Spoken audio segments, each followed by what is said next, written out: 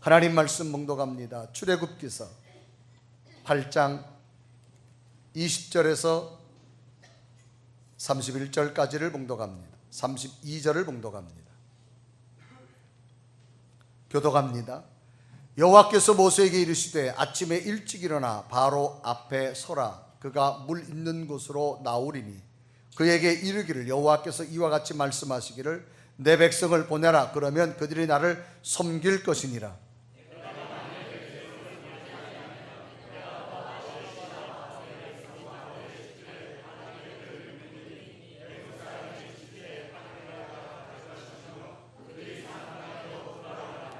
그날에 나는 내 백성이 거주하는 고센 땅을 구별하여 그 곳에는 바리가 없게 하리니 이로 말미암아 이 땅에서 내가 여호와인 줄 내가 알게 될 것이라.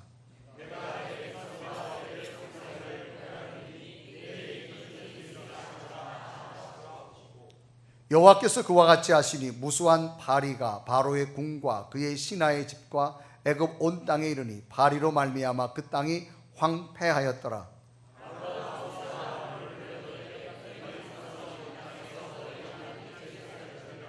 모세가 이르되 그리함은 부당하니이다. 우리가 우리 하나님 여호와께 제사를 드리는 것은 애굽 사람이 싫어하는 바인즉 우리가 만일 애굽 사람의 목전에서 제사를 드리면 그들이 그것을 미워하여 우리를 돌로 치지 아니하리까.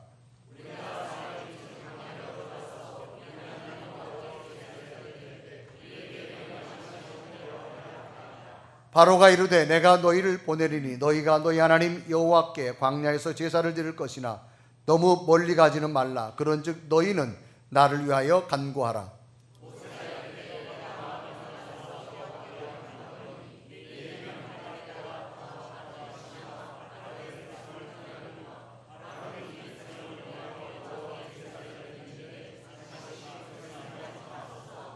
모세가 바로를 떠나 나와서 여호와께 간구하니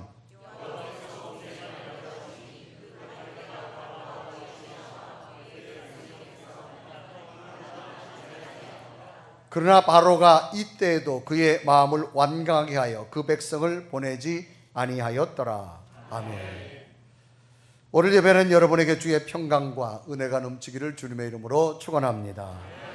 우리 옆에 분 인사하겠습니다. 한 주간 동안 평안하셨습니까?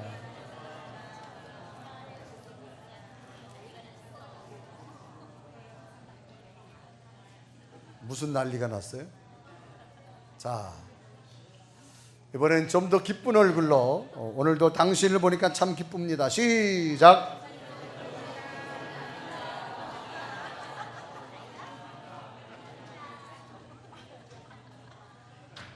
아멘. 여러분 기쁠 때는 표정도 좀 기뻐야 돼요. 아래층은 잘하는데 위에층은 조금 약해. 다시 한번 다 같이 반대 사람하고 오늘도 당신을 보니 참 기쁩니다. 시작.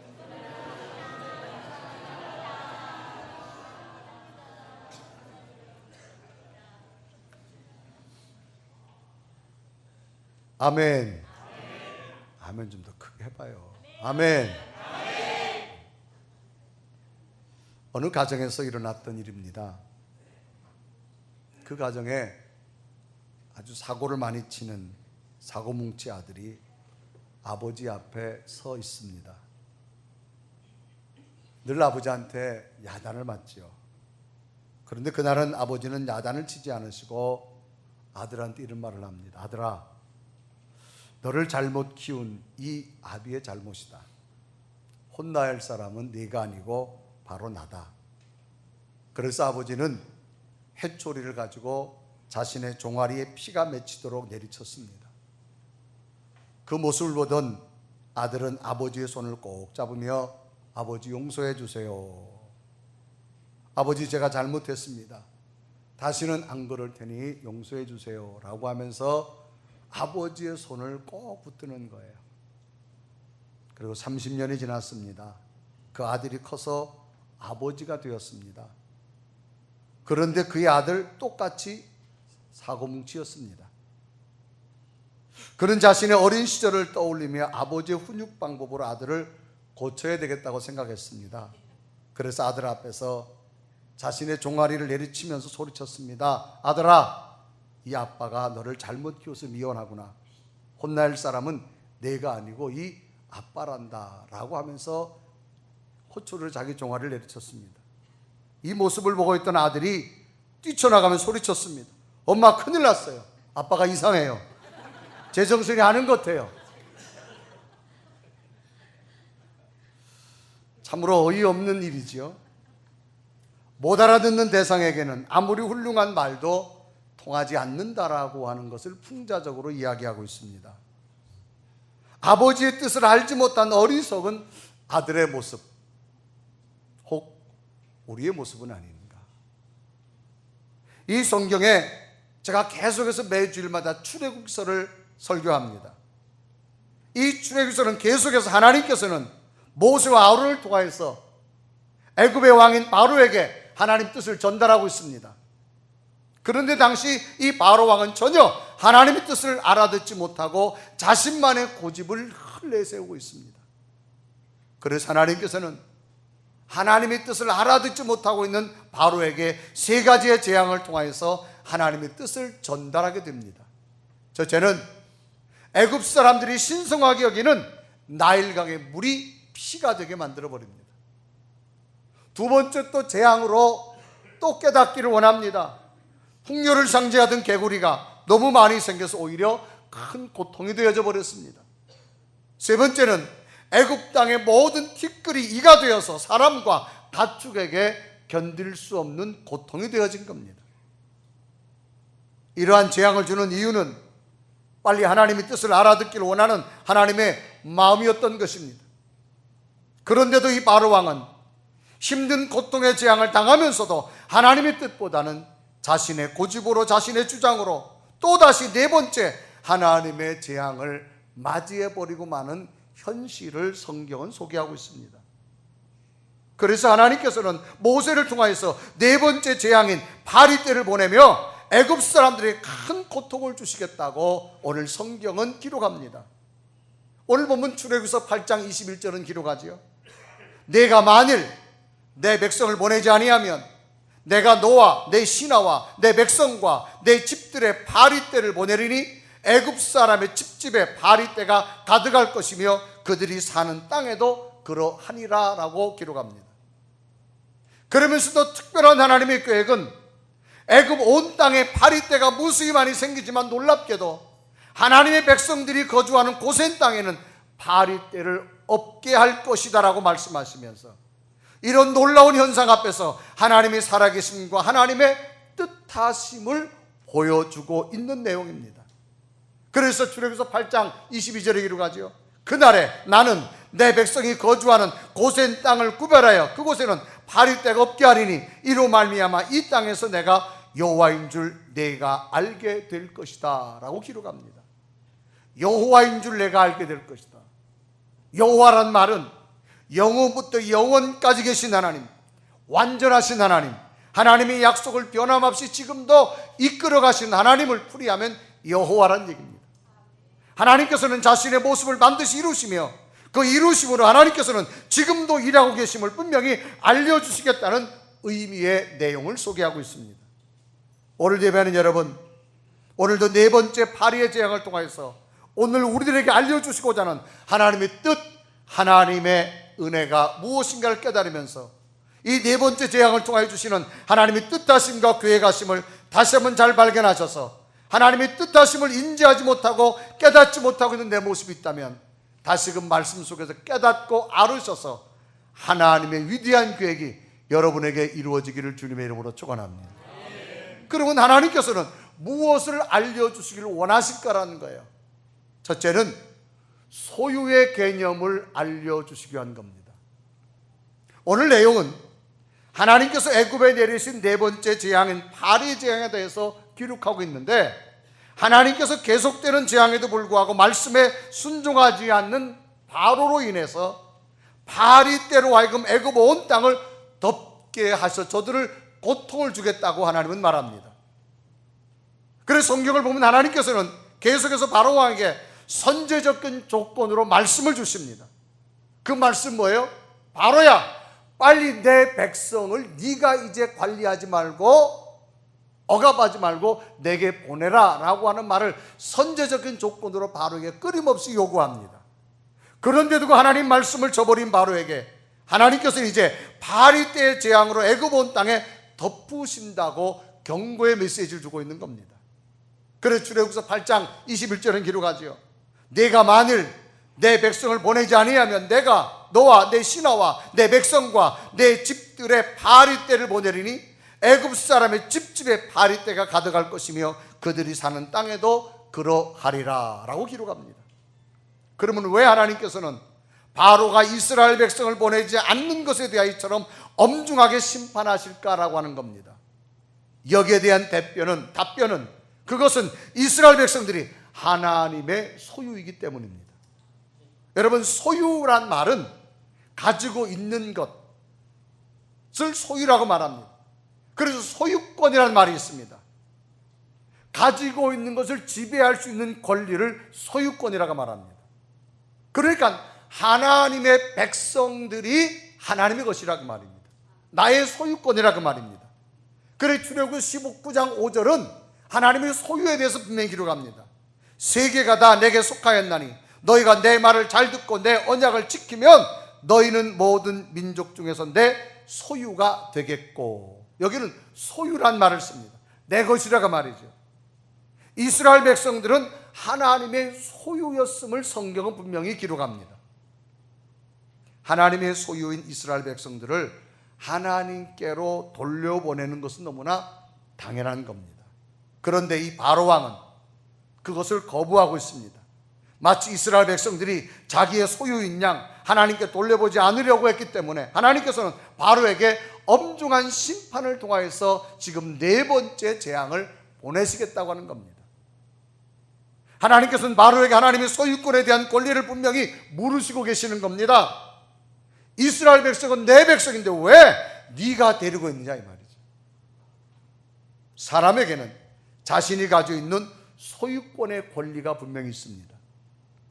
내 것과 남의 것은 분명히 다릅니다. 내 것과 하나님의 것은 분명히 다릅니다. 내 것은 내가 어떻게 관리할 권리가 자신에게 있지만 자신의 것이 아닌 것은 자신의 의향대로 할 수가 없는 겁니다. 그것은 소유권의 권리가 분명히 다르기 때문입니다. 법적 등기상으로 자신의 소유로 되어 있는 집은 얼마든지 자신이 매매할 수도 있고 렌트할 수도 있습니다. 그러나 타인의 소유로 되어 있는 것은 절대로 그 권리를 본인이 행사할 수 없습니다. 법적 등기상에 가지고 있는 사람만이 그 소유의 권리를 행사할 수 있는 겁니다. 제가 제 지갑에서 돈을 꺼내가지고 커피를 사서 마신다. 이건 뭐 누가 뭐라 하지 않습니다. 그런데 제가 갑자기 제 주머니 손도 안 대고 여진이 지갑을 열어가지고 돈을 꺼내가지고 커피를 사 먹는다? 그거는 아닙니다. 누가 봐도 비난받을 일입니다. 제 소유가 아니기 때문입니다. 그러나 제 지갑의 돈은 제가 얼마든지 커피도 종류대로 사 먹을 수 있어요. 아이스를 먹어도 되고 뜨거운 걸 먹어도 되고 우유를 타서 먹어도 되고 거기다가 또 카스테라까지 끼워서 먹어도 되고 뭐 얼마든지. 그런데 여진이 돈 가지고는 제가 그렇게 하면 안 됩니다. 왜? 소유권이 다르기 때문입니다. 이런 관점에서 이스라엘 백성들은 하나님의 자녀요, 하나님의 소유라는 겁니다. 그러니 바로는 하나님이 원하실 때 곧바로 이스라엘 백성들을 하나님 앞에 돌려보내야 되는 겁니다. 그런데 바로는 안 돌려보내요. 왜? 지금 이스라엘 백성들을 돌려보내면 국가적 손실이 크기 때문에. 지금 히브리 노예들이 애굽에 굳은 일은 다 합니다. 건설 현장에 농사 짓는 거, 그 다음에 집안의 모든 일들, 도로 닦는 거, 하여튼 저들에게 월급을 주지 않고도 노예니까 얼마든지 일을 시키며 국가를 부강하게 할 수 있는 거예요. 그런데 하나님께서 하나님의 백성이라 보내라는 겁니다. 국가의 손실이 얼마나 크겠어요. 그러니까 이 경제적인 손실 때문에 하나님의 요구에 순응하지 않고 있는 겁니다. 그래 하나님이 계속 보내라는 겁니다. 안 보내니까 하나님께서 첫 번째 재앙을 주고 두 번째 재앙을 주고 세 번째 재앙을 주고 이제 네 번째 재앙을 준다는 겁니다. 결국 바로 한 사람의 잘못된 선택으로 애굽 땅에 있는 수많은 사람들만 고통을 당하고 있습니다. 계속된 고난, 고통은 바로 왕의 깨닫지 못한 하나님의 소유권에 대한 잘못된 인식 때문입니다. 이런 소유권에 대한 관점은 오늘 우리들의 삶 속에서도 늘 겪고 있는 부분입니다. 누구의 것이냐라고 하는 거죠. 누구의 것이냐? 우리의 생명이 누구의 것이냐? 내가 건강관리 잘해서 지금까지 건강한지나 하나님이 내게 건강 주셔서 살아왔느냐? 이 개념의 차이를 우리는 분명히 알아야 됩니다. 우리의 자녀가 누구의 자녀냐? 내가 열심히 공부 가르치고 열심히 투자해서 내 자식이냐? 아니면 하나님이 길러주셨느냐? 또 하나님이 인도하실 거냐라고 하는 이 소유권에 대한 개념이 분명히 있어야 됩니다. 우리의 기업이 내가 탁월해서 기업을 세웠느냐? 우리의 직장이 내가 열심히 해서 높은 자리까지 올라갔느냐? 내가 재주가 많아서 재능이 많느냐? 하나님이 주신 것이냐? 우리는 이 소유권에 대한 것 다시 한번 우리는 점검해 볼 필요가 있습니다. 우리는 신앙인으로서 이 땅에 태어날 때 빈손으로 태어났습니다. 또한 돌아갈 때도 빈손으로 돌아갑니다. 이 땅을 살아가는 동안 주신 것 모두가 하나님이 내게 맡기신 겁니다. 인정 안 하시나요? 하나님이 내게 맡기신 겁니다. 우린 세상을 떠날 때 다 놓고 가야만 됩니다. 우리는 하나님부터 맡은 자입니다. 맡긴 자와 맡은 자가 있습니다. 우리가 은행에 돈을 맡깁니다. 그러면 은행은 내가 돈을 달라고 하면 줘야 됩니다. 그런데 은행이 돈을 안 준다? 그건 제도상에 맞지 않습니다. 우리가 성도들 간에 이웃 간의 삶을 살다 보면 갑자기 지갑을 안 가져와서 돈을 빌릴 때 있습니다. 집사님, 나 돈 2만 원만 빌려줘. 빌려줬어요. 근데 돈을 빌려준 사람은 절대 안 잊어먹습니다. 근데 돈을 빌려간 사람은 잊어먹어요. 근데 때가 돼서 다음 주에 준다 그랬는데 벌써 한 달이 지나도 안 주네. 이거 뭐 가까워서 참 달라 하기도 뭐 하고. 그러니까 돈을 준 사람만 마음에 끙끙 앓고 있는 거예요. 여러분 참 이상하죠? 꿔간 사람은 잘 잊어먹어요. 꿔준 사람은 절대 안 잃어버립니다. 꿔간 사람은 저 사람이 달라 하기 전에 빨리 알아서 줘야 돼. 아멘. 그게 안 되니까 법적 분쟁도 생기는 거 아니에요, 여러분? 하나님은 우리에게 맡기신 분이에요. 우리는 그분이 달라고 할 때 기꺼이 드릴 수 있는 믿음이 돼야 될 줄로 믿습니다. 내가 은행에 돈을 10만 원 예금했어요. 그럼 10만 원 달라고 할 때 은행이 줘야만 그 다음에 100만 원도 예금하고 1000만 원도 예금하는 거지. 10만 원 예금해도 띄어먹었어요. 누가 그 은행에 예금하겠어요? 하나님은 우리에게 맡긴 자입니다. 우리는 맡은 자입니다.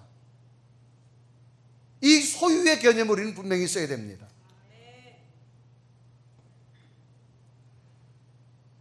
특히 우리가 신앙의 삶을 살아가다가 하나님이 맡긴 것과 내 것을 분명히 구분해야 됩니다.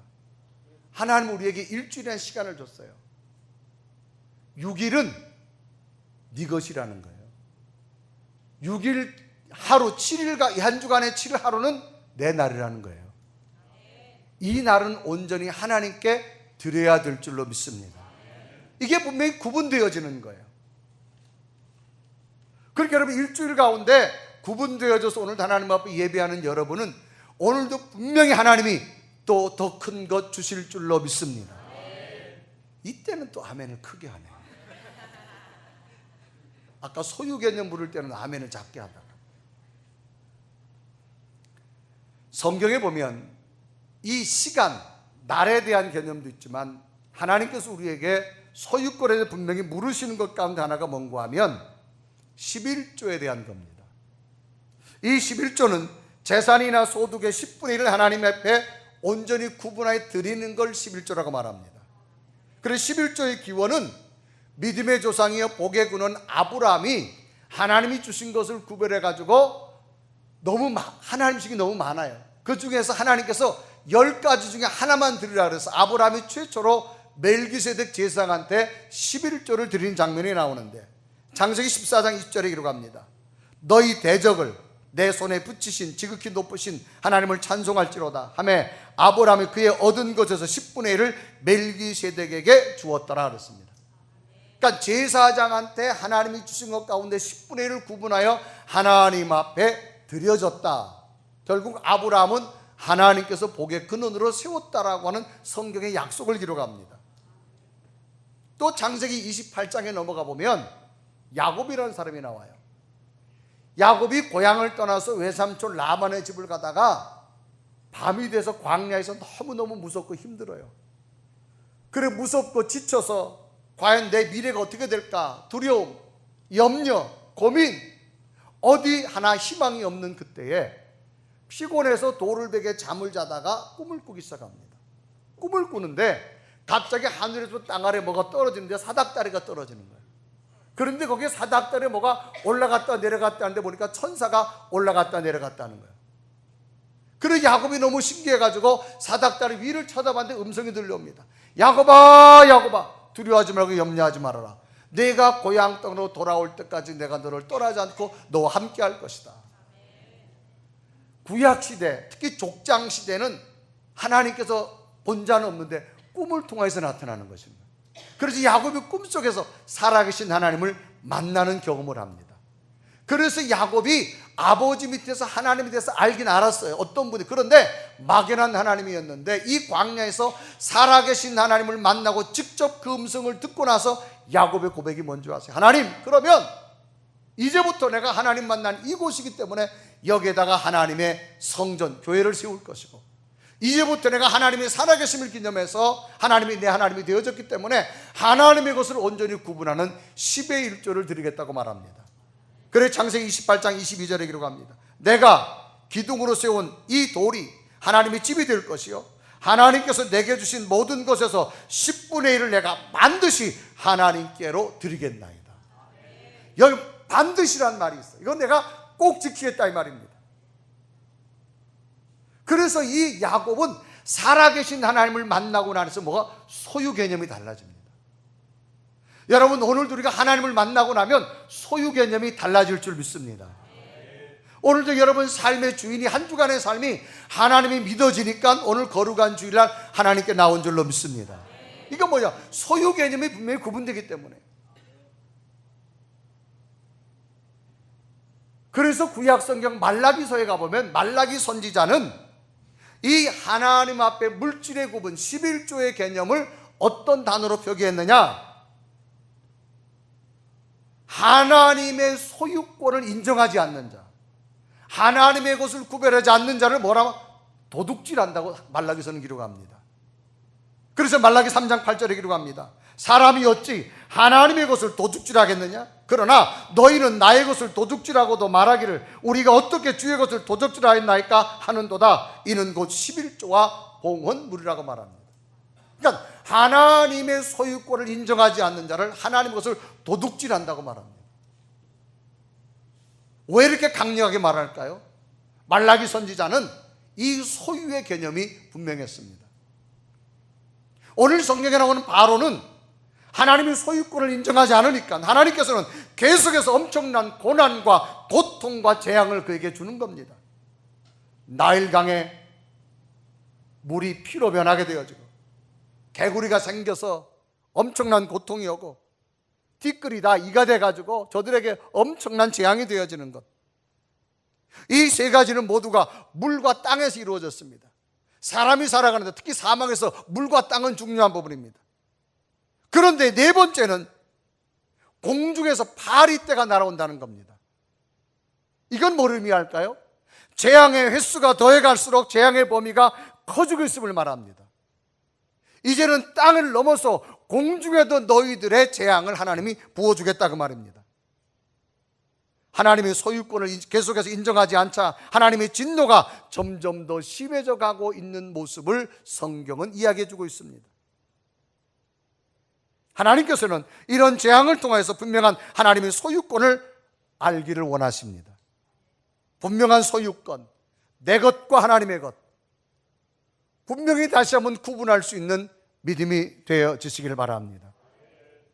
두 번째로는 구별하심을 알게 하심입니다. 여러분, 구별이란 말은 성질이나 종류에 따라서 차이가 나고 갈라놓는 걸 말합니다. 이쪽과 저쪽으로 갈라놓는다, 이걸 구별이라 그렇게 말합니다. 좋은 과일과 좋지 않은 과일을 나눠 놓는 것 구별이라 그렇게 말합니다. 계속된 하나님의 뜻을 따르지 않고 있는 바로 때문에 하나님께서는 재앙으로 애굽 온 땅에 뭘 주느냐? 파리떼를 온 땅과 집집마다 주기 시작합니다. 오늘 본문 출애굽기서 8장 21절은 기록하죠. 내가 만일 내 백성을 보내지 아니하면 내가 너와 내 신하와 내 백성과 내 집들의 파리떼를 보내리니 애굽 사람의 집집에 파리떼가 가득할 것이며 그들이 사는 땅에도 그러하니라. 당시 애굽 땅에 있었던 이 파리는 때를 지어 살아가면서 사람과 짐승의 피를 빨아먹으며 병원균을 옮기는 아주 사람들에게 심각하게 피해를 입히는 곤충 중에 하나가 파리떼입니다. 그런데 오늘 본문에 보니까 파리떼가 그냥 생긴 것이 아니라 파리떼를 보낸다는 말이 있습니다. 오늘 21절에 기록하죠. 내가 만일 내 백성을 보내지 아니하면 내가 너와 내 신하와 내 백성에게 내 집들에게 파리떼를 보내리니 라고 말했습니다. 여러분, 보내리니 원해 보면 쏴라흐란 말입니다. 이 파리떼가 자연 발생적으로 생긴 것이 아니라 하나님의 초자연적인 개입에 의해서 생겨난 것을 강조하기 위해서 보냈다 그런 말입니다. 이것은 적극적인 하나님의 강한 개입하심을 의미합니다. 이 파리떼가 있기 전에 세 가지의 재앙이 먼저 임했습니다. 첫 번째 재앙은 물이 피로 변했고라고 하는 거고, 두 번째는 개구리가 생겼고라고 하는 겁니다. 세 번째는 티끌이 이가 되었고라고 하는 겁니다.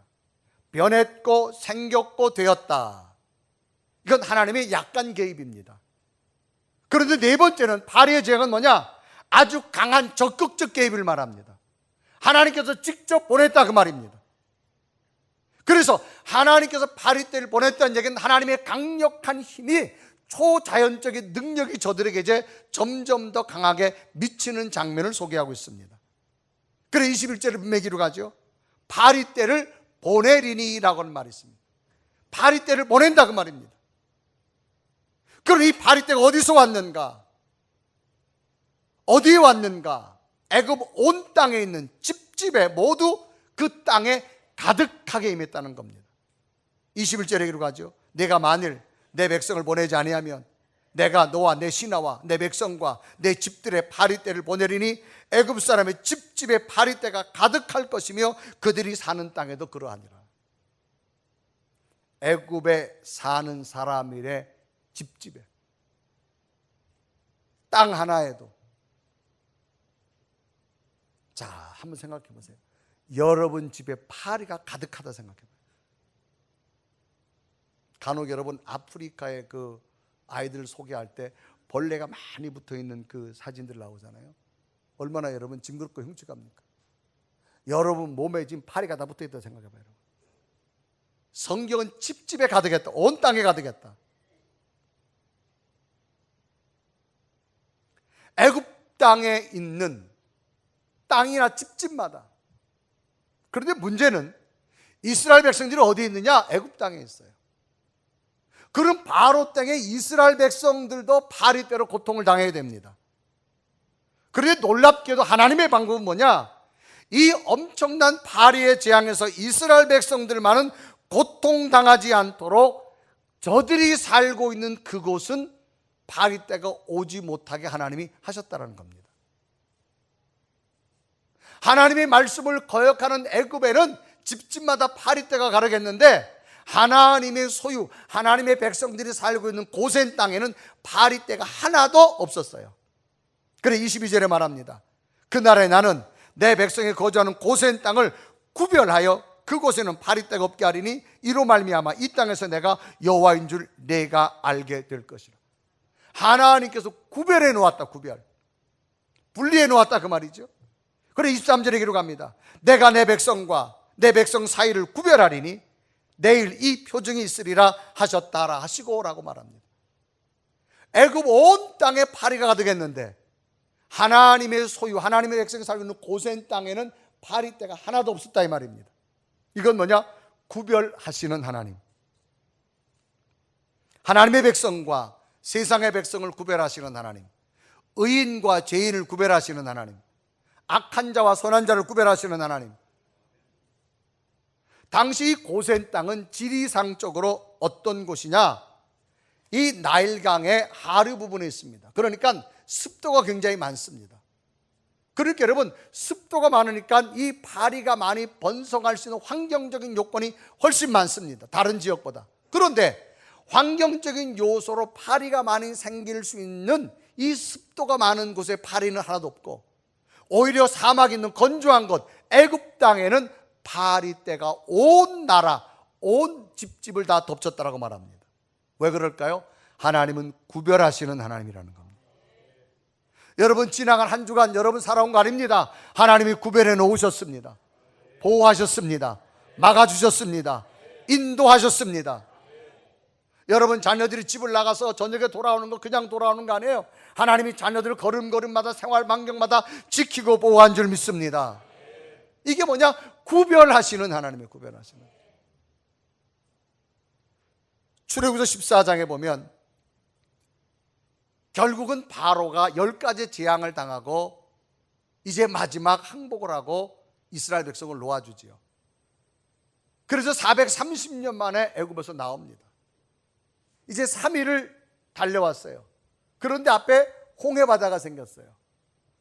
그런데 갑자기 노예들이 애굽의 먼 땅에 살림살이를 하다가 이스라엘 백성이 다 빠져나가고 나니까 나라가 움직여지질 않는 거예요. 그래서 3일이 지난 다음에 다시 애굽의 바로 왕이 이스라엘 백성을 잡으러 옵니다. 이스라엘 백성들은 3일 동안 걸어왔지만 저들은 말을 타고 오니까 금방 쫓아와요. 그런데 앞에는 홍해 바다가 있습니다. 뒤에는 애굽 군대가 쫓아옵니다. 앞으로 갈 수도 없고 뒤로 갈 수도 없습니다. 이럴 때 하나님께서 어떤 일을 하시느냐? 이스라엘 백성들 앞에 가던 하나님의 사자가 갑자기 이스라엘 백성 뒤쪽으로 갑니다. 그러더니 여기서 무엇인가를 막습니다. 막고 애굽 사람과 이스라엘 사람 사이를 막아버려요. 그리고 난 다음에 애굽 사람들이 있는 곳에는 어둠을 만들어 버립니다. 이스라엘 백성들이 있는 곳은 밝음 만들어, 성경은 저쪽에서 이쪽을 오지 못하도록 하나님이 막아주셔요. 무엇으로? 하나님의 사자가 들어가서. 이때 장면을 출애굽기 14장 19절 20절에 이루어갑니다. 이스라엘 진 앞에 가던 하나님의 사자가 그들 뒤로 옮겨가매 구름 기둥도 앞에서 그 뒤로 옮겨. 20절에 보면 애굽 진과 이스라엘 진 사이를 서니 저쪽에는 구름과 흑암이 있고 이쪽에는 밤이 밝음으로 밤새도록 저쪽이 이쪽에 가까이 못하였더라. 구별해 놓으신 하나님. 애국 군대가 아무리 이스라엘 백성들을 올려도 못하요. 왜? 하나님이 막아주신 줄로 믿습니다. 여러분, 날마다 막아주시는 은혜로 사십시오. 고난도 환난도 재앙도 하나님이 막아주실 줄로 믿습니다. 마지막으로 이 네 번째 재앙을 통해서 무엇을 우리에게 알게 하실까요? 그것은 바로 세 번째는 기도하면 응답하신다는 사실을 알게 하시는 겁니다. 이제 애굽 온 땅에 애굽 사람들이 살고 있는 집집과 땅에 어떤 공간에 파리떼가 가득합니다. 이 고통이 얼마나 컸던지 바로 왕이 견디지 못합니다. 그래서 모세를 불러요. 불러가지고 뭐라 말해요? 모세요, 기도 좀 해라. 뭘 해라? 기도해가지고 이거 좀 없애게 해달라는 거예요. 그러니까 바로의 믿음이 있는 사람이 없는 사람이야. 애굽의 온 땅에 이 파리떼도 당신이 기도하면 물러갈 줄 믿는 거예요. 출애굽기서 8장 25절에 기록합니다. 바로가 모세와 아론을 불러 이르되 너희는 가서 이 땅에서 너희 하나님께 제사를 드리라. 그러면서 뭐라 말해? 기도해 달라는 거예요. 그래 28절에 말합니다. 바로가 이르되 내가 너희를 보내리니 너희가 너희 하나님 여호와께 광야에서 제사를 드릴 것이라. 너무 멀리 가지 말라. 그런즉 너희는 나를 위해서 뭐 해라? 기도해 달라는 거예요. 자, 그러면 상황을 보세요. 지금 어마어마한 파리떼가 온 나라를 덮었어요. 이런 상황에 모세가 기도한다고 되겠습니까? 온 나라에 파리떼가 덮었는데 여러분, 모세가 작은 소리로 기도한다고 되느냐 그 말이에요. 그런데 모세의 신앙은 뭐냐? 하나님 앞에 기도하면 될 줄로 믿습니다. 어떤 불가능한 현실 속에도 하나님은 내 기도를 들어줄 줄 믿습니다. 그 믿음이 있었던 거예요. 그래서 모세는 기도합니다. 하나님, 이 파리떼를 지나가게 하옵소서, 사라지게 하옵소서. 그래서 출애굽기서 8장 30절과 31절에 기록하죠. 모세가 바로를 떠나 나와서 여호와께 간구하니 32절에 보면 여호와께서 모세의 말대로 하시니 그의 신하와 그의 백성들에게 떠나니 하나도 남지 아니하였더라. 여기 보면 모세의 말대로 했다는 거예요. 모세가 기도한 대로 들어주었단 말이에요. 모세의 말대로 하시니. 여러분, 오늘도 마찬가지입니다. 하나님은 여러분 기도대로 들어주실 줄로 믿습니다. 이 엄청난 재앙 앞에 과연 이걸 어떻게 할 것이냐? 모세는 하나입니다. 기도하면 하나님이 응답해 줄 줄 믿습니다. 그래서 모세의 말대로 기도하고 나니까 그 어마어마한 파리떼들이 사라지는 그런 거를 성경은 기록하고 있습니다. 오늘 우리에게 뭘 알게 하실까요? 오늘도 마찬가지, 우리가 기도하면 하나님은 응답해 주실 줄로 믿습니다. 기도는 하나님의 능력이 나타나는 시점입니다. 애굽의 바로 왕도 어떤 방법도 없었지만 모세의 기도는 애굽 땅에 있는 모든 것을 물리치는 기적의 출발이 됐습니다. 오늘 우리에게 무엇이 필요할까요? 오늘 하나님은 우리에게 기도하기를 원하십니다. 왜? 기도는 우리에게 안식이 되어준다 그랬고, 기도는 우리의 빛이 되어준다 그랬습니다. 그래 여러분, 복음성가 보세요. 오늘 집을 나서기 전 나는 기도했나요? 그 기도가 뭐예요? 나를 안식으로 인도할 것이고 나를 빛으로 인도한다. 빛은 뭡니까? 빛이 없으면 방향을 몰라요. 어디로 갈지 몰라요. 빛이 있으면 가야 할 곳, 피해갈 것, 돌아갈 것 분명히 인도합니다. 이 기도가 여러분에게 회복되시기를 바랍니다. 우리 한번 고백하며 찬양할까요? 하나님, 오늘도 내가 집을 나서기 전 기도의 삶을 살겠습니다. 우리 고백하며 한번 찬양합니다. 오늘 집을 나서기 전 기도했나요? 오늘 받은 종이에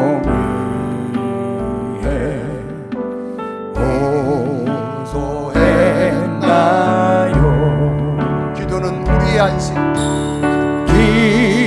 기도는 우리의 안식, 빛으로 인도하리. 앞이 캄캄할 때, 앞이 캄캄할 때 기도 잊지 마세요. 아멘. 기도는 우리에게 안식을 주고 기도는 우리에게 빛이 됩니다. 이 기도가 다시 한번 여러분에게 회복됐으면 좋겠습니다. 그래서 이 네 가지의 재앙, 네 번째 재앙은 우리에게 새로운 걸 또 깨닫게 합니다. 하나님의 소유권에 관한 것. 하나님은 분명히 구별하시는 하나님, 기도할 때 응답해 주시는 걸 깨닫게 해주실 줄로 믿습니다. 세계 역사에 보면 유명한 알렉산더 대왕이 있습니다. 아마 여러분 만나보신 분 없을 거예요. 그냥 책에서 우리가 알고 있죠. BC 336년에서 323년까지 제위한 이 알렉산더 대왕, 그리스와 페르시아, 인도의 대제국을 건설하게 되지요. 그리스 문화와 오리엔트 문화를 융합해서 헬레니즘이라는 문화를 만들어냅니다. 그래서 세계를 정복하는 그런 꿈을 아주 야심차게 가진 제왕 중에 하나가 바로 이 알렉산더 대왕입니다.